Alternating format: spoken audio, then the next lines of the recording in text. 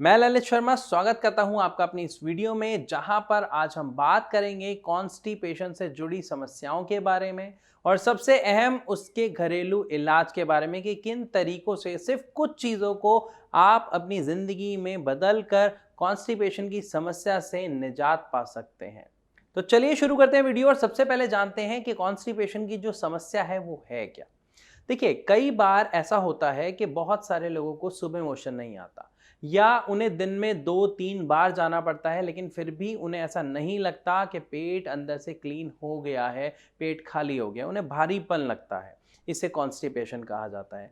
साथ में अगर हम मेडिकल की बात करें तो मेडिकल लैंग्वेज में कहा जाता है जिन व्यक्तियों को 2 या 3 दिन में एक बार मोशन आए, लैट्रिन आए, उसको कॉन्स्टिपेशन की समस्या कहा जाता है। और बहुत से लोगों को ये समस्या देखने को मिलती है, ये बहुत आम है।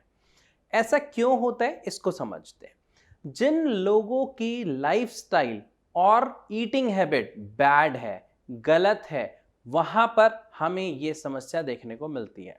अब अगर मैं बैड लाइफस्टाइल की बात कर रहा हूं तो यहां पे क्या उसका मतलब है? ऐसे लोग जो एक्सरसाइज नहीं करते हैं। दूसरी चीज, जिनका बैठ के काम करने का शेड्यूल ज्यादा है, सुबह से लेकर रात तक बैठे रहने का काम ज्यादा है, उनको कॉन्स्टिपेशन की समस्या की शिकायत सबसे ज़्यादा होती है। और अगर हम बात करें आज की अपने लाइफस्टाइल की, तो यहाँ पर ज़्यादातर लोग जो ऑफिस में वर्क करते हैं वहाँ पर बैठकर ही हम काम करते हैं, इसलिए ये समस्या बहुत ज़्यादा है। पूरे दिन वर्कलोड ज़्यादा होने की वजह से सुबह जल्दी उठने की आदत नहीं है और रात को जल्दी सोने की भी आदत नहीं है, जिसकी वजह से लोग एक्सरसाइज के लिए भी समय नहीं निकाल पाते हैं। और बात रही अगर खाने पीने की, तो लेट खाना खाना या फिर पैक्ड आइटम्स ज़्यादा खाना, पैक्ड फूड ज़्यादा खाना, ऑयली फूड ज़्यादा खाना, ये सब आपको कॉन्स्टिपेशन का शिकार बनाते हैं, जिसकी वजह से आप देखते हैं कि मोशन आपको प्रॉपरली नहीं हो पा रहा है और पेट में दर्द रहना भी इसका एक लक्षण देखने को मिलता है। लेकिन यहाँ पे आपके दिमाग में आ रहा होगा कि सर ये तो फिर बहुत सारे लोगों के साथ है। जी हाँ, अगर हम इसकी बात करें कि कितने लोगों को है, तो 10 में से 8 लोगों को कॉन्स्टिपेशन की शिकायत रहती है, क्योंकि लाइफस्टाइल आजकल सबका ऐसा है। लेकिन मैंने क्यों कहा 10 में से 8 को ये शिकायत रहती है? जो 2% है वो कहाँ रह गए? ये 2% में उनकी बात कर रहा हूं जो अपनी लाइफस्टाइल में थोड़ा सा चेंज करते हैं, वो इससे बच जाते हैं। कैसे बचते हैं, आज वही थोड़ा सा चेंज आपको जो करना है वो बताऊंगा। सबसे पहली चीज जानते हैं कि कौन सी ऐसी चीजें हैं जो आप अपनी डाइट में मिस करते हैं और आप कॉन्स्टिपेशन का शिकार हो जाते हैं। या फिर आप इसको ऐसे जान सकते हैं, वो कौन सी ऐसी चीजें हैं जो हमें अपनी डाइट में ऐड करनी है जिससे हमारी कॉन्स्टिपेशन खत्म हो जाएगी और इसका असर आपको पहले 2 दिन में ही देखने को मिल जाएगा। सबसे इंपॉर्टेंट और पहली चीज, पानी कम पीना। बहुत सारे लोग पानी बहुत कम पीते हैं, या जब बिल्कुल ही उन्हें ऐसा लगता है बहुत ज्यादा प्यास लग रही है वो तब पीते हैं, जिसे हम कुछ ऐसा देखते हैं कि दिन में 2 या 3 गिलास पानी पी लिया बस बहुत है। तो सबसे पहली चीज, पानी कम पीना आपके कॉन्स्टिपेशन का डायरेक्ट कारण है। दूसरे रीजन की बात करते हैं कि जब किसी को कोई मेडिकल इशू है, कोई दवाई ले रहा है, उस दवाई की वजह से आपका जो है डाइजेशन ठीक से नहीं हो रहा है, आपकी जो ब्लोटिंग प्रॉब्लम है वो क्रिएट हो रही है, आपको प्रॉपर मोशन नहीं हो रहा है, तो दूसरा होता है मेडिकल रीजन। ये एक डिफरेंट रीजन है, ये तभी तक है जब आप दवाई ले रहे हैं। लेकिन कॉन्स्टिपेशन की जिस प्रॉब्लम की हम बात कर रहे हैं वो तो लोगों को डेली लाइफ में नॉर्मल देखने को मिल रहा है विदाउट एनी मेडिकल। अब बात करते हैं तीसरे रीजन की। तो तीसरे रीजन में आता है कि जितना हम पैक्ड फूड या फास्ट फूड ज्यादा खाते हैं उसकी वजह से कॉन्स्टिपेशन होता है। तो यहां पे हमें क्या करना है, अपनी डाइट में कुछ चेंज करना है। क्या चेंज करना है? आपको सिर्फ 2 में से कोई एक चीज ऐड कर देनी है, या तो फ्रूट्स या वेजिटेबल्स। Vegetables mean salad. आप अपनी डाइट में जितना सैलेड ऐड करेंगे या फ्रूट्स ऐड करेंगे तो इससे फायदा क्या होगा और कॉन्स्टिपेशन कैसे ठीक होगा? क्योंकि फ्रूट्स और सैलेड में क्या होता है, फाइबर होता है। अब फाइबर क्या करता है? फाइबर आपके डाइजेशन में बहुत हेल्प करता है, आपके पेट में मॉइस्चर बना के रखता है, जिससे आपको लैट्रिन का जो मोशन है वो बहुत अच्छे से आता है और आप बहुत हल्का फील करते हैं और एक ही बार में फ्रेश हो जाते हैं। लेकिन मैंने मेन बात क्या कही, फ्रूट्स और सैलेड को ऐड करना। अब कितना ऐड करना? आप में से बहुत सारे लोग होंगे जो कह रहे होंगे हम दोपहर को खाते तो है सैलेड खाने के साथ, इतना सा। ये वही वाली बात हो गई कि आप चाय पी रहे हैं और उस चाय में डलनी चाहिए 1 चम्मच चीनी और आपने 2-4 दाने उठा के डाल दिए, तो क्या चाय मीठी होगी? आपको स्वाद आएगा? नहीं आएगा। इन द सेम वे अगर आप सैलेड को सिर्फ थोड़ी सी मात्रा में लेंगे तो आपको उसका असर नहीं देखने को मिलेगा। आपको कम से कम जितना आप खाना खा रहे हैं उसकी 50% जो अमाउंट है वो आपका सैलेड का होना चाहिए, तभी आपको अपनी कॉन्स्टिपेशन में रिलीफ देखने को मिलेगा। थर्ड इंपॉर्टेंट पॉइंट, आप कोशिश करें कि आपको एक्सरसाइज अपने डे के एक शेड्यूल में फिक्स करना है।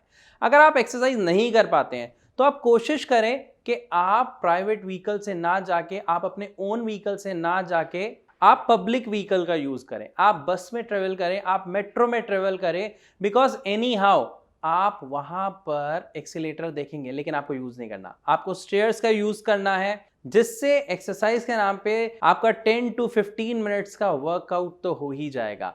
10 to 15 minutes in the morning and 10 to 15 minutes in the evening, दोनों को मिला के 30 मिनट्स का वर्कआउट आपकी लाइफ में ऐड ऑन हो गया और इससे आपकी कॉन्स्टिपेशन की प्रॉब्लम में रिलीफ आपको पहले ही 2 दिन में देखने को मिल जाएगा। एक चीज ध्यान रखिएगा, कॉन्स्टिपेशन को हम लाइटली लेते हैं लेकिन कॉन्स्टिपेशन आपको मेंटली और फिजिकली डिस्टर्ब करने के लिए बहुत है। कैसे? अक्सर हम कहते हैं कि हमें सर में दर्द हो रहा है और हम क्या करते हैं, कॉफी पीने की आदत डाल लेते हैं। काम में फोकस नहीं हो रहा, हम कॉफी पीते हैं या बहुत सारी चाय पीते हैं।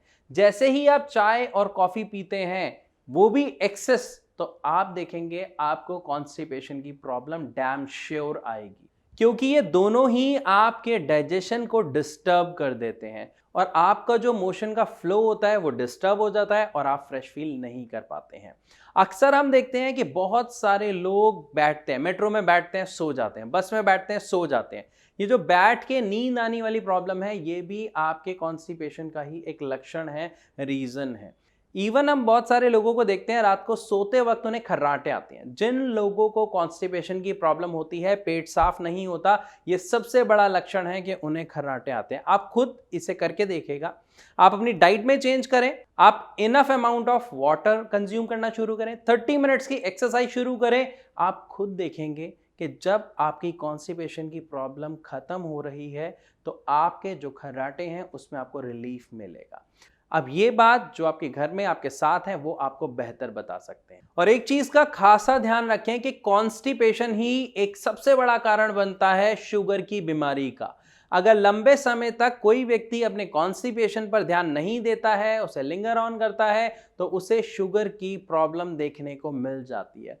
और यहां तक ही बीमारियों का सिलसिला शांत नहीं होता। मेल्स में लो स्पर्म काउंट, ओलिगोस्पर्मिया जैसी समस्या का कारण भी कहीं ना कहीं आपकी कॉन्स्टिपेशन होता है, आपके डाइजेस्टिव सिस्टम से जुड़ा होता है।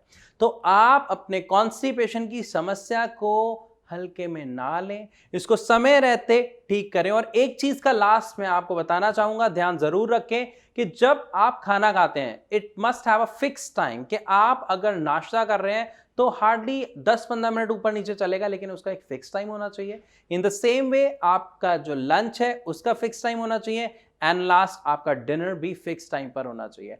अगर आप अपने खाने में इन 3 टाइम को फिक्स कर लेते हैं बाकी चीजों के कंपैरेटिवली, आप सबसे पहले अपना उसका रिजल्ट अपने कॉन्स्टिपेशन की प्रॉब्लम में देख सकते हैं।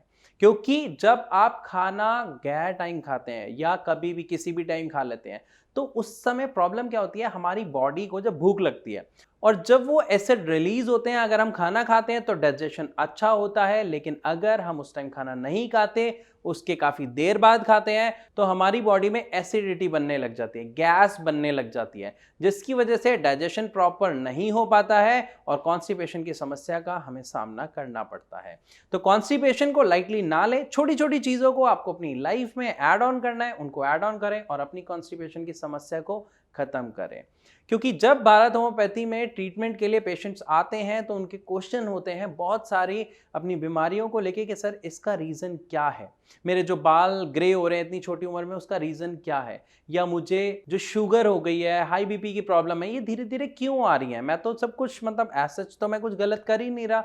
तो वहाँ पर जब हम उन्हें बताते हैं कि इन सब चीज़ों की शुरुआत आपके पेट से है, तो वो हैरान रह जाते हैं और वो एक ही बात कहते हैं कि अगर हमें समय रहते पता लग गया होता तो हम इसका इलाज कर लेते। तो आपके साथ ऐसा ना हो, आप बाद में ना पछताएं, सिर्फ इसीलिए ये आज मैं वीडियो बना रहा हूं। अगर वीडियो पसंद आई, आपको ये समझ आया, तो please like and subscribe our channel, ताकि ऐसी इंफॉर्मेशन मैं आप तक समय समय पर लाता रहूं।